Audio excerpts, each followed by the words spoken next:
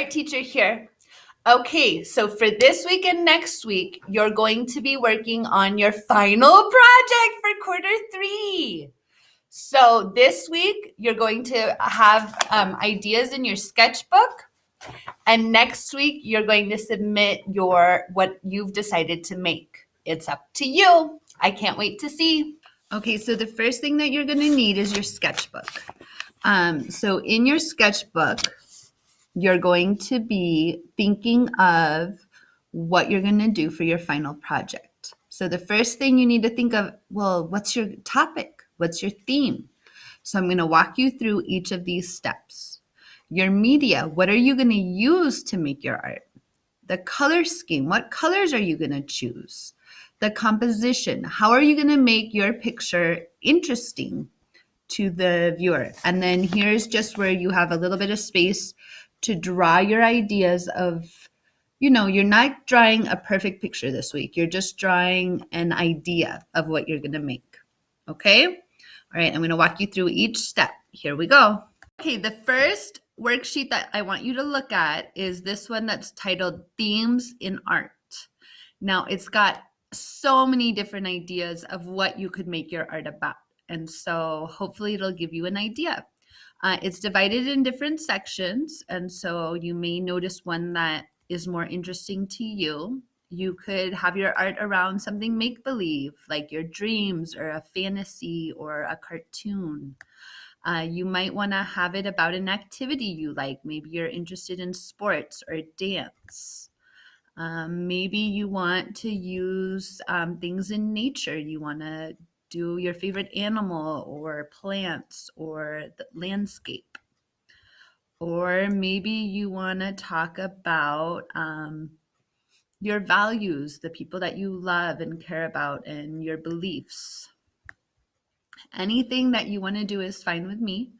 So just pick a topic and you can write it in your sketchbook. And then you can even be more specific. Like, for instance, maybe you want to pick man-made and industrial because you want to do something from TV. So then you can put TV, and then you can put what specifically you want to do. Like maybe there's a certain character. That is the first step, is picking what's your theme. The second step is picking what is going to be your media. So maybe you want to do 2-dimensional. That might be easier because you'll have those supplies at home. You're welcome to do a drawing using markers or colored pencils, crayons. If you may have some other tools at home like pastels or charcoal or chalk, you can use those as well. You were gifted some painting materials for the holidays and you want to use watercolor or tempera or acrylic paint. You can also do your art digitally, and you could use Google Drawing like we've been using, or Procreate. If you want to do 3-dimensional art, you're also welcome to do that. You could do a sculpture, and you can use recycled materials like cardboard boxes and aluminum foil and things like that. You can use natural objects like rocks and leaves. You could use wire. If you maybe have a family member that likes to do textile art, you're welcome to do that with yarn and fabric and felt. And regardless of what kind of art you choose to make, you're welcome to add craft materials such as googly eyes, sequins, pipe cleaners, feathers, glitter, or maybe even jewelry. All right, so I hope you're really thinking about your topic and what material, what media you want to use. So please write in your sketchbook the media that you've decided. So it's okay to just put markers or colored pencils. You could put, maybe if you want to also add glitter or googly eyes, you can add that, whatever it is that you have at home to use. The next thing I want you to think about are the colors you're going to choose. So you also have access to this slideshow. It's really important that you think about what colors will fit your topic. The first set of colors you could choose are the primary colors, like red, blue, and yellow. The primary colors, remember, are the colors that make all of the other colors on the color wheel. Now, this is a famous artist who used kind of like the comic book style, and you can see that they've used the primary colors.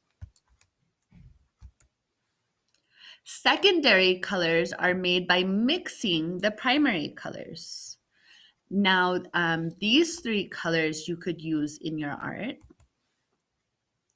And notice they're directly in between the three primary colors. Vincent van Gogh used the secondary colors in his artwork. Now the tertiary colors are the intermediate colors when you mix two secondary colors. So you could use these in your art. And they're in between, so you can see the primary colors are at the top. They're a little hard to see, and on the sides. And then the tertiary colors are between those and the secondary colors. And here's a painting by Henri Matisse that focuses on the tertiary colors. Now, complementary colors are found opposite on the color wheel. So there's red and green. You often see these in logos because they attract your attention.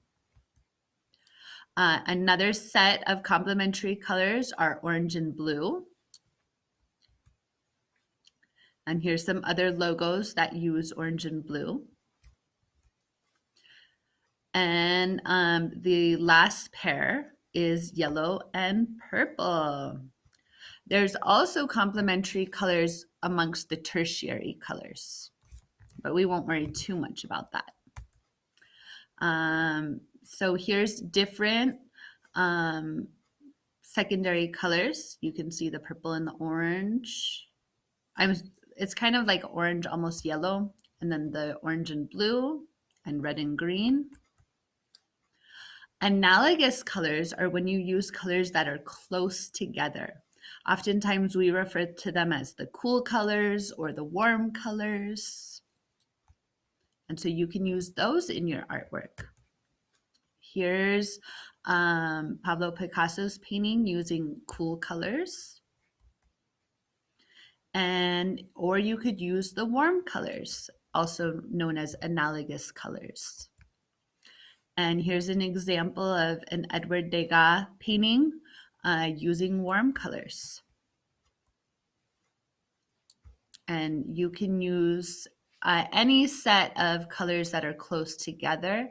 So they may not be warm and only warm or only cool, because you can mix them a little bit. So something to know is when you use warm colors, they tend to look like they're close. And when you use cool colors, they tend to look like they're far away. You can also think about what shade, tone, or tint you would like to use in your artwork so that it has the effect of going from dark to light. And here's an example of Georgia O'Keeffe painting where she uses the same color in different shades from dark to light. Remember, in your sketchbook, I want you to put what color scheme you're going to be using for your artwork. The last thing I want you to think about is your composition.